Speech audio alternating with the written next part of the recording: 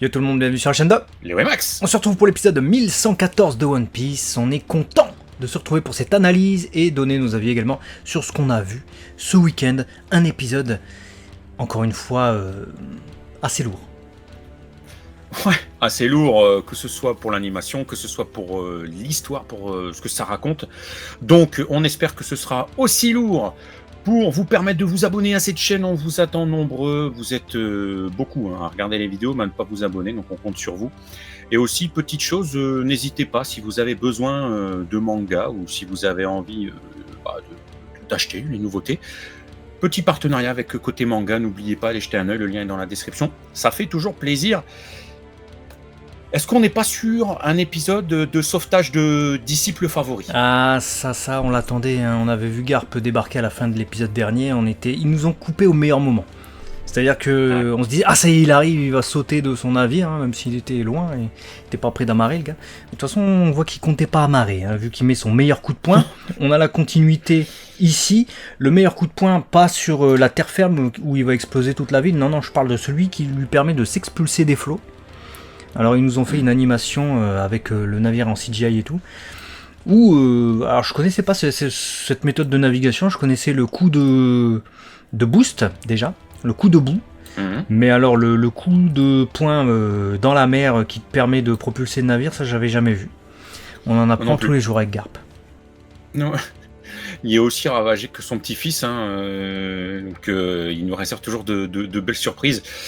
Et c'est vrai que là, tu l'as dit, hein, point dans la flotte, le bateau qui du coup ne va pas amérir, mais il va atterrir. C'est pas logique, mais c'est ce qui va se passer un peu plus loin dans cet épisode. Et avant de rentrer dans le vif du sujet, on a quand même Kobe qui est quand même en proie à tous les sauvages, là, tous les pirates qui sont sur place. Et en proie au tourment. Il est en proie au tourment, mais on a quand même Hibali qui arrive et qui a transformé toutes les armes à feu en une expression bien française, avoir la fleur au fusil. Ouais, c'était le cas de dire. Bah ouais, elle a utilisé apparemment une technologie de Vegapunk. Ça a pas l'air d'être un fruit du démon. On aurait pu se dire que c'était un fruit du démon au début, hein, mais alors faire pousser des fleurs, c'est la technique de Robin, vu qu'elle a le fruit de l'éclosion, où elle peut reproduire à la manière de fleurs qui poussent des membres, tout simplement. Donc est-ce qu'il y a un pouvoir similaire qui existe dans le monde de One Piece? Peut-être, hein, Vegapunk après tout il synthétise des fruits du démon aussi. Mais là, en tout cas, il avait créé cette invention, et c'est ce qu'utilise Hibali pour permettre le sauvetage de Kobe in extremis, parce que ce con, alors là j'ai pas compris, il saute. C'est-à-dire que t'es encerclé par des ennemis, quel est l'endroit où t'es le moins sûr de pouvoir esquiver, ou quel est l'endroit où t'es le moins libre de tes mouvements, puisque tu vas être suspendu en l'air pendant un instant? C'est pile là où il se met, et c'est pile là où les gens tirent, donc c'était pas très malin de sa part. Heureusement qu'il y avait son amoureuse, on va dire, parce que bon, elle a l'air quand même sur le dossier, visiblement. Ouais. Si elle n'est pas sur le dossier, il faudra qu'on m'apprenne les codes du langage non verbal, hein, parce que là, excusez-nous, hein, mais à peine la bouche ouverte, Kobe fait ouais, s'il parle comme ça. T'es venu me sauver et tout. Alors Rougier, elle en peut plus, c'est plus où se mettre, son fusil il tremble et tout. Bon, je pense qu'à mon avis, je te rejoins, elle est sur le dos, quoi. Voilà. Est-ce que Kobe le sait? Je sais pas, mais en tout cas, ce serait bien d'ouvrir les yeux si t'es intéressé, mon cher Kobe. D'ailleurs, question. Il y a pas mal de gens qui se faisaient des films, hein, parce que ça c'est un truc de fans de manga ou de communauté, même pas que de fans de manga. Je suis sûr dans les séries live action et tout ça, même dans les comics et tout ça. Mais il y a souvent des fans de manga qui se font des ships, tu sais, les relations entre les personnages, les couples, les romances, tout ça. D'ailleurs, on avait fait une vidéo une fois. Les romances, alors je sais plus si c'était basé sur un truc, sur un forum ou pas, mais elle avait ultra bien marché. Preuve, s'il en est, que ça intéresse énormément de monde. Dans One Piece, je suis pas sûr que ça intéresse vraiment Eiichiro Oda, même s'il fait des personnages amoureux, comme là, Hibali amoureuse de Kobe, ou Boa Hancock amoureuse de Luffy, Sanji amoureux de tout le monde, mais quand même se pose la question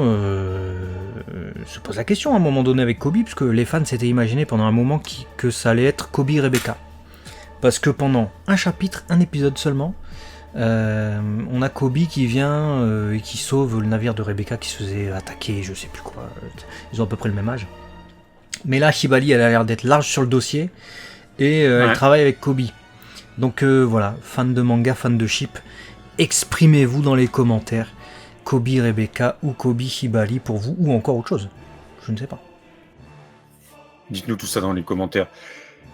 Juste après, on a rapidement l'intervention de Prince qui nous confirme du coup ce qu'on n'a pas voulu vous dire volontairement pour les animés only lors de la review de la semaine dernière. Il a bien la maîtrise du fruit de l'argile, même si ça ressemblait à autre chose dans cet épisode. Je vous laisserai avec votre imagination. Frère, bon déjà la substance sur les doigts c'est un petit peu très chelou, mais en plus de ça il fait tomber cette substance pile entre ses jambes et il y a un gros plan couille presque. J'ai envie de dire l'animation aurait pu être fait différemment. Après le plan couille pour le coup c'est plus la réal du coup, le storyboard. Découpage des ouais, bien sûr, le réel, je sais pas pourquoi j'ai l'animation, mais oui, effectivement, l'animation c'est ce qui vient bien animer le côté gluant de ces wads. Voilà. Écoutez, au moins vous avez confirmation de ça. Et puis on a du coup forcément pendant ce temps-là le bateau qui a décollé dans les cieux avec un Garp qui tape sa meilleure barre et qui fait waouh mon disciple favori, je suis venu te sauver. Ouais, donc là il rigole et puis après il est colère. Il est colère et puis alors là gros changement. Ça se passe pas du tout comme dans le manga, parce que si vous avez vu son attaque Galaxy Impact, je sais pas quoi, dans le manga c'est une frappe et alors on a une explosion gigantesque. Dans l'anime ils ont voulu étendre le truc. Et alors là je vous pose la deuxième question, il y en aura peut-être une troisième un peu plus tard dans cette vidéo, vous voyez c'est une vidéo interactive. Mais ça me plaît aussi de recevoir vos avis par rapport à ça, parce que là nous on s'exprime évidemment, on a cette chance d'avoir une vidéo pour pouvoir parler de ce qu'on a pensé de l'épisode. Mais j'ai envie de savoir aussi comment vous l'avez vécu. Il y a des lecteurs du manga, d'autres qui sont animés only. Et dans le manga et l'animé, pour le coup, c'est vraiment pas la même chose. L'attaque de Garp est beaucoup plus succincte, même si tout aussi destructrice, il n'y a pas de souci sur ça, dans le manga. Tandis que dans l'animé, on a vraiment une animation incroyable qui nous a... qui nous a rendu ça impactant, mais au plus sens, qu'explosif quoi. Là on t'a mis dans destructeur. la galaxie, on t'a mis dans l'espace, tu as le petit lien avec son attaque, on t'a fait une destruction à façon mi-bombe atomique, mi-Kikora de Dragon Ball. L'île incroyablement détruite. Les pirates sont ravagés. Bon, on n'en voit pas mourir, mais après c'est One Piece. Mais c'est une explosion, tu sens toute la puissance de Garp. Je trouve que dans les deux formats, qui pour le coup sont pas pareils sur cette mise en scène, on ressent toute la puissance du vice-amiral et tu te dis, quand il débarque, lui, il rigole pas et on l'avait pas vu véritablement sérieusement à l'œuvre. Jusqu'alors, tu te dis, oh là là, on est en train de vivre un moment fort là. Ouais, moi j'ai adoré l'adaptation animée. Voilà, je sais qu'il y en a qui aimeront pas parce que en vrai, ils en font peut-être des caisses, mais parce qu'à un moment donné, la déflagration dans cette animation, qui est d'ailleurs majoritairement sur ce passage animé par Vincent Chansard, où on voit les bâtiments et comme tu l'as dit, cette déflagration presque atomique. Mais justement, en fait, on parle de Garp. Garp qui a le respect de Roger, qui est volontairement resté au rang de vice-amiral parce qu'il n'a pas envie qu'on lui casse les glaouis en étant plus haut. Mais on sait à quel point ce gars, il fait partie de l'élite de One Piece. Et il fallait, moi, en tout cas, c'est ma vision très personnelle, mais il fallait que dans l'animé, je ressente que c'est Garp. Garp qui s'énerve le temps d'un coup de poing. Tu dois dire, oh là là, il a juste lâché un coup de poing, mais c'est incroyable. Parce qu'on a eu d'autres combats qui étaient tout aussi impactants, des fois même plus, et on parlait pas de Garp. Là, écoute, tu regardes ça, comme tu l'as dit, tu dis, ah ouais, putain, c'est pas n'importe qui vient de débarquer, c'est Garp, quoi. Et puis bon, les animateurs dessus, j'ai dit, Vincent Chansard, on a eu Tomiyuki, et puis après t'as carrément son arrivée avec son bateau qui doit atterrir pour le coup, avec une animation de Shida, ils ont tout mis. Pendant je crois que ça doit durer 4-5 minutes entre le moment où il saute de son bateau et le moment où après il est les 2 pieds au sol en train de dire putain, j'en ai pas fait assez, j'ai envie de casser encore. Normalement, tu parles pas pendant ces 4-5 minutes là. Tu regardes et tu dis wow. Bah, c'est stylé, et en plus de ça, moi j'ai trouvé que, comment dire, c'est l'animation qui fait ça, mais c'est aussi la réal est très forte. Et tout le passage avec les bâtiments qui défilent rapidement, le truc très exposition, mais c'est pas tant de l'exposition que ça. Ce que je veux dire, c'est que on voit Shiryu là qui observe au loin comme ça, on le voit lui, ça fait, il y a un agare quoi, il y a une continuité. J'ai trouvé que c'était très opening, ça faisait opening. Alors je trouve pas les mots en français, désolé, j'arrive pas à m'exprimer là sur cette séquence, mais vous la voyez, Tomoyuki Takahashi. Pour moi, c'est le truc qui fait le plus. T'aurais pu le foutre dans l'opening, ça. Avec le plan des personnages comme ça qui sont étonnés, avec les bâtiments qui défilent super vite. Tu mets une musique dessus, avec Shiryu qui observe comme ça au loin avec sa cape qui fait du vent là. C'est de l'opening. J'ai trouvé ça vraiment stylé. Et puis, alors les animations, comme tu l'as dit, sont exceptionnelles. Mais ce que font les animateurs dans cet épisode, c'est aussi. Comment dire ça ? Je sais même pas si c'est leur best. Ils sont tellement exceptionnels à chaque fois sur One Piece que c'est leur... Ça devient normal. Pour eux, peut-être que c'est normal. J'ai l'impression qu'on a mis le gratin, quoi. C'était... Ah ouais. C'était ouf. Ah ouais. C'était ouf. Vraiment, c'était incroyable. Après, c'était à la hauteur de l'impact. Hein, parce que, rappelez-vous, en manga, c'était une fin de chapitre. Le chapitre se terminait vraiment sur l'attaque de Garp, donc on était un peu dans le suspense et on se disait non, le gars il arrive, il fracasse la ruche, t'imagines ? En vrai, faut se replonger dans ce qu'on était nous pour comprendre aussi les animés only qui découvrent ça. C'est-à-dire le gars il arrive, mais pas pour tergiverser quoi, il arrive, allez, barbe noire, pas barbe noire, un peu comme Makelele, Ronaldinho ou quoi, je m'en bats les couilles, il disait. Bah là c'est pareil, lui il s'en balait qu'il arrive, allez bam, je casse tout. Non, c'était... Ouais, c'est il a porté ses couronnes à ce moment-là, Garp, et tu vois à quel point il est redoutable et qu'il a peur de rien. Donc, je suis très content parce que on a une succession d'épisodes réussis sur les moments à ne pas louper. On a eu Shanks versus Kid, là on a l'arrivée de Garp. Tous des moments qu'on a eu en manga dont on attendait l'adaptation animée. Alors redouté peut-être aussi parce que si c'est des moments forts qui, une fois l'adaptation passée, sont ratés, c'est une déception en tant que telle. Donc là, pour l'instant, je vois que les grands moments clés, ils sont au rendez-vous, que ce soit le storyboard, que ce soit à la réalisation, à l'animation, ou même à la musique. Hein, j'ai trouvé quand même qu'il y avait quelque chose de très waouh. Et seiyuu, n'en parlons pas. Ouais, pour le coup, sur cet épisode, la musique, j'en parle pendant que t'en parles, parce qu'après, sinon, on va oublier. Mais j'avais dit sur l'épisode d'avant qu'il y avait quelques scènes où la musique m'avait dérangé, notamment avec Kujaku et tout ça. Je trouvais que ça collait pas trop. Là, impeccable. Vraiment, impeccable. Accompagnatrice. Ouais.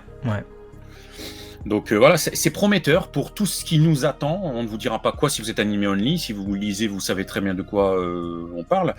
Donc je suis content. Sur cet aspect-là, je suis très content. Et en plus, cet épisode ne s'arrête pas sur l'arrivée de Garp, qui était déjà quand même une arrivée en fanfare, puisque vous êtes un peu plus à la moitié de l'épisode. Donc t'as Koby, Shibali qui veulent rejoindre leur rang et tout. T'as Tashigi qui fait signe, machin et ça. Tu fais bon, c'est fini. Si t'es animé only, tu dis bon, ils vont se barrer. Vont-ils être rattrapés ? Bon, Barbe Noire n'est pas là et tout. Mais c'était sans compter notre homme de glace. Et je parle pas de Mr. Freeze. Comme tu vois Shiryu qui observe les trucs au loin pendant que Garp casse tout, tu dis bon, il y a au moins lui qui va intervenir, tu vois. Ben c'est pas lui qui intervient. C'est effectivement l'homme de glace, comme tu l'as dit, Aokiji, cousin, qui intervient. Et non seulement il intervient pour geler Shibali, mettre tout le monde en PLS et se dresser devant Garp, et empêcher du coup le sauvetage de Koby, peut-être. Mais en plus de ça, il vient pas seul, puisqu'il déploie un flashback. Voilà, on a droit à un petit flashback, le flashback de sa rencontre avec Barbe Noire. On va en apprendre plus très certainement sur pourquoi, comment il a rejoint Barbe Noire. Ça va être intéressant, même si en tant que lecteur du manga, là pour le coup, comment dire ça, le fait que ce soit réparti sur 2 épisodes, on se dit ah merde, tu vois. Enfin moi en tout cas je l'ai vécu un peu comme ça, je me suis dit ah putain. Ouais, moi aussi. Je suis d'accord avec toi. J'aurais peut-être pas voulu que ce soit coupé, mais ils ont voulu finir sur quelque chose de Ouais, toujours un climax, hein, comme d'habitude, mais sur ce que vous avez vu, en tout cas, on voit à quel point Kuzan est redoutable et il n'a pas volé la réputation qu'il avait, et notamment de son affrontement contre Akainu. Il a réussi à lui tenir tête quand même pendant 10 jours, même s'il a fini par perdre. Parce qu'en fait, quand tu le découvres là dans cette fin d'épisode, il a littéralement congelé tout l'équipage de Barbe Noire dans le plus grand des calmes. Et il est en train de boire son meilleur Sky au bar. C'est un truc de taré. En gros, on est en train de te dire à la fin de l'épisode, Aokiji, c'est l'un des tout meilleurs éléments là, de l'équipage de Barbe Noire. Donc, Garp, en fonçant tête baissée, il est peut-être pas tombé très loin de la gueule du loup, j'ai envie de dire. Il n'y a peut-être pas Barbe Noire. Son élève. Aokiji le dit, il n'y a pas Barbe Noire, d'ailleurs, ça c'est un truc important. Parce qu'on se demandait où est-ce qu'il était l'épisode d'avant. Là, il n'est pas rentré visiblement. Il fait ah là là là là, il n'y a peut-être pas Barbe Noire, mais moi, t'inquiète, je vais pas vous laisser filer comme ça. Donc oui, quand on voit ce qu'il a fait effectivement avec l'équipage de Barbiche Negra, tu te dis ça peut être dangereux, et tu l'as dit un peu plus tôt dans cette vidéo, mais Garp, faut pas le sous-estimer parce qu'il est vice-amiral. Il est peut-être pas amiral comme l'était Aokiji, mais c'était le mentor d'Aokiji, on le sait, c'est même dit dans l'épisode. Mais s'il n'est pas devenu amiral, c'est pas un manque de qualité, un manque de puissance ou va savoir quoi. C'est qu'il a refusé lui, parce qu'il voulait pas être sous les ordres directs des Tenryū Bito. Il voulait pas avoir à protéger les Tenryū Bi, je ne dirais pas quel mot. C'est pour ça. Donc ça peut être un combat quand même extrêmement équilibré. Et ça peut vaciller d'un côté comme de l'autre. Vous verrez du coup, si vous êtes animé en ligne, vous n'êtes pas au bout de vos peines. Et l'épisode se termine sur ça, ce qu'on a dit, hein, sur la colère de Aokiji qui dit voilà, si t'as suivi les actualités, là, je suis pas content. Qui parle à Barbiche Negra dans son flashback. Donc c'est pas le moment de me faire chier en fait. Donc en gros, pose ton cul, on va parler. Bam, fin d'épisode, tu te dis ah merde. Il le met bien en PLS, hein, Barbe Noire quand même. Ah ouais. Parce que t'imagines, t'arrives, t'as tes Nakama, tout ton équipage qui est congelé, tu peux rien faire. Et il lui dit en plus, n'utilise pas le fruit de Barbe Blanche, donc le Gula Gula no Mi, parce que si tu utilises ce fruit du tremblement, bah forcément, ils risquent de tomber et de se casser, ils seront morts. Donc en fait, il est un peu désemparé là, Barbe Noire, à cet endroit-là. On verra ce qu'il par les couronnes. Hein. Ouais, bah ouais, de ouf, en plus c'est Barbe Noire, tu vois. À la limite, son seul recours, c'est son fruit à lui. Le Yami Yami. Est-ce qu'il va l'utiliser ou pas? On verra. Et d'ailleurs, dans le prochain épisode. J'avais une petite information à vous d'ici. Dans cet épisode, Prince, qu'on avait déjà vu, hein, donc le gars avec son fruit de l'argile, est appelé Oji. Donc je me demandais si c'était un prince ou si c'était nous qui lisions Prince dans le manga depuis le début, mais que c'était pas comme ça que ça se disait. Donc je suis allé regarder, mais c'est bien ça, il s'appelle Prince, c'est son nom. Mais pour délirer, en fait, t'as ses compagnons du Sword qui l'appellent Oji. Donc prince. Comme un prince. Voilà, il l'appelle prince en fait en japonais. Donc vous pouvez l'appeler prince, prince, Oji, les deux, les trois, faites comme vous voulez. Vous ne vous tromperiez pas de toute manière. Voilà, bah comme vous l'avez compris, je pense, on a kiffé cet épisode. Hein. Comment ne pas kiffer ce genre d'épisode, ce genre de retournement scénaristique, ce genre d'épopée shonenesque, quoi. Tu vois, Garp qui débarque comme ça et qui veut tout péter à la limite, j'ai pas les termes, c'est pas la ville, mais au fief du plus grand méchant, entre guillemets, de One Piece. Si tu kiffes pas ça... Et quel haki en plus, on l'a pas dit, mais son haki, son fruit de mama, de ses destructions, parce qu'il a pas de fruit du démon, Garp, faut le rappeler. Non, c'est ouf. On a hâte de voir la suite. Qu'est-ce qui nous attend? On espère que le flashback va pas prendre non plus tout l'épisode, histoire d'avoir un peu de contenu pour Garp. Mais c'est déjà inattendu qu'on interrompe l'arc Egghead un peu comme ça. Et le sauvetage de Koby, du coup, qui arrive plutôt rapidement par rapport à son enlèvement. Dites-nous ce que vous avez pensé de tout ça, et à très vite sur la chaîne 2. Léo et Max, des bisous. À la prochaine. Ciao.